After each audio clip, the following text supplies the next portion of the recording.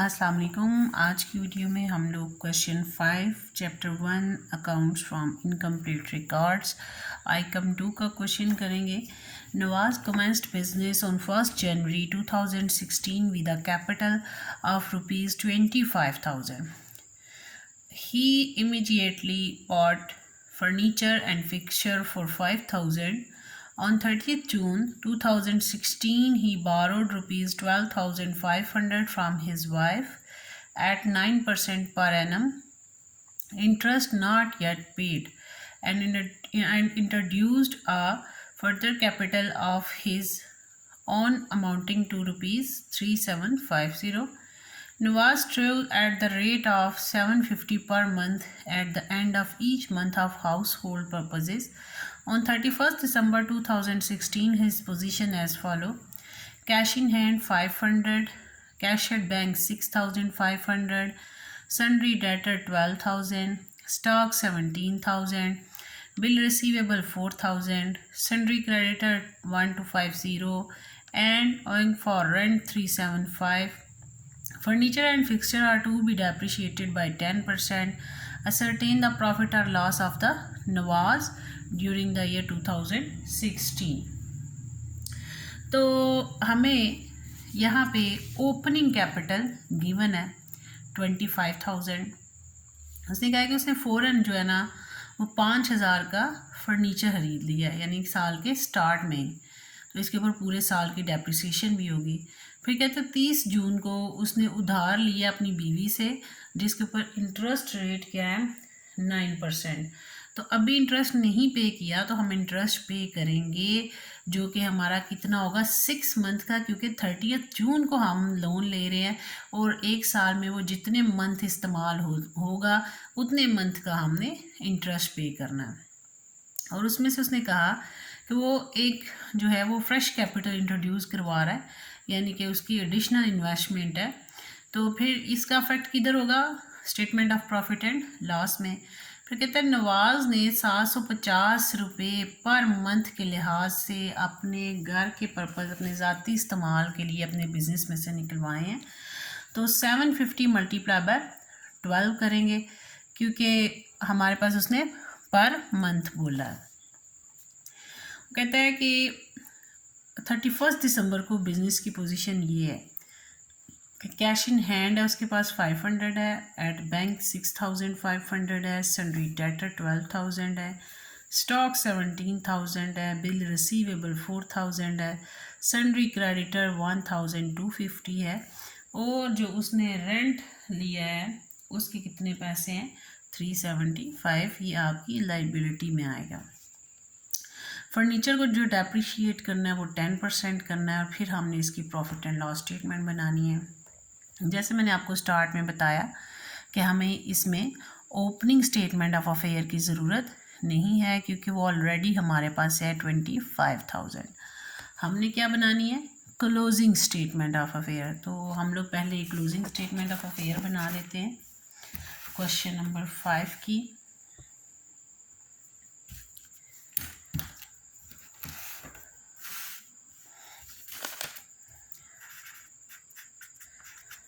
Company name क्या है? Mister Nawaz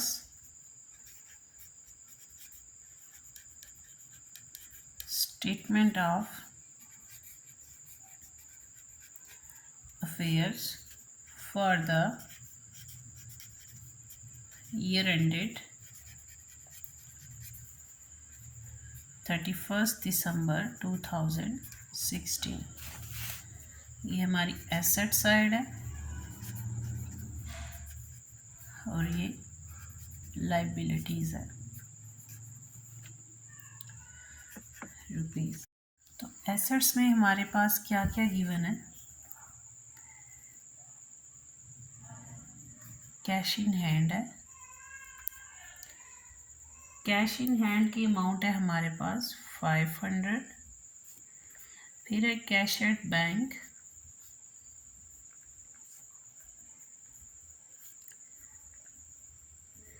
cash at bank है हमारे पास 6,500। फिर हमारे पास सन्ड्री डेटर और डेटर से रिलेटेड हमारी कोई भी एडजस्टमेंट नहीं है, इसलिए हम लोग इसकी अमाउंट को एज इट इज़ लिख देंगे जो कि 12,000 है। फिर हमारे पास स्टॉक की अमाउंट गिवन है, स्टॉक लिखेंगे 17,000। फिर हमारे पास बिल रिसीवेबल है, बिल रिसीवेबल की अमाउंट को लिख लेंगे, वो है हमारे पास 4,000। फिर फर्नीचर एंड फिक्सचर, उसकी अमाउंट हमारे पास कितनी है 5,000 लेस डेप्रिसिएशन। डेप्रिसिएशन रेट हमारे पास क्या है 10%, तो 5,000 का 10% लेंगे तो हमारे पास 500 आ जाएगा। 5,000 में से 500 लेस किया तो 4,500। अब हमने अपनी लाइबिलिटीज़ लिख लेनी है। लाइबिलिटीज़ में हमारे पास सन्ड्री क्रेडिटर, सन्ड्री क्रेडिटर की अमाउंट क्या है 1,250। फिर है हमारे पास रेंट 375। फिर हमारे पास लोन फ्रॉम वाइफ 12,500। अब हमने इसे जो इंटरेस्ट ड्यू है यानी जो हमारा पेएबल है, इंटरेस्ट ड्यू ऑन लोन, वो भी लिखना है।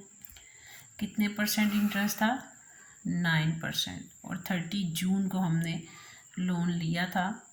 12,500 multiply by 9% multiply by 6 divided by 12, क्योंकि 9% रेट है और हमने इसे जस्ट 6 मंथ का है जो हमारा ड्यू है वो हमने लेना है। वो हमारे पास आएगा 562.50। अब हम इसका टोटल कर लेते हैं। 500 plus 6,500 7,000 plus 12,000 19,000, 19,000 plus 17,000 36 plus 4 40,000 plus 4 44,500। इसमें से हम लोग सारी लाइबिलिटीज़ 1 बाय 1 लेस कर लेंगे तो ये हमारे पास आ जाती है कैपिटल की अमाउंट जो कि 29,812.50। टोटल वही हमारे पास हो जाएगा 44,500। ये तो होगी हमारी स्टेटमेंट ऑफ अफेयर। अब हमने क्या बनानी है statement of profit and loss. Mister Nawaz पहले कंपनी नेम, फिर statement of profit and loss for the year ended 31st December 2016। Detail rupees. Closing capital की अमाउंट हमने फाइंड आउट किया है, उसको लिखेंगे कैपिटल एज ऑन 31/12/2016 29,812.50। ड्राइंग्स हमारे पास उसने कितनी बताई थी क्वेश्चन में कि पर मंथ है आपकी 750 पर मंथ, तो एक साल में 12 महीने होते हैं। 750 मल्टीप्लाई बाय 12 करेंगे, ये हमारे पास आ जाता है 9,000। इनको ऐड कर लेंगे तो ये आएगा 38,812.50। अब हमने इसमें से लेस क्या करना है एडिशनल कैपिटल। जो उसने मज़ीद इंट्रोड्यूस करवाया था, additional capital during the year. कितना इंट्रोड्यूस करवाया था? 3750। वो हमारा लेस हो जाएगा। 38,812 में से 3750 लेस हुआ तो हमारे पास क्या आ जाता है? 35,062.50। ये क्या आ गया? Adjusted capital on 31/12/16। लेस करेंगे हम कैपिटल ऑन जो हमारा 1 जनवरी 2016 का था, यानी कि ओपनिंग कैपिटल जो हमें खुद ही उसने एक क्वेश्चन में दिया हुआ है कि 25,000। अब देखें एडजस्टेड कैपिटल की अमाउंट ओपनिंग कैपिटल की अमाउंट से ज़्यादा है। इट्स मीन के प्रॉफिट है, प्रॉफिट एट द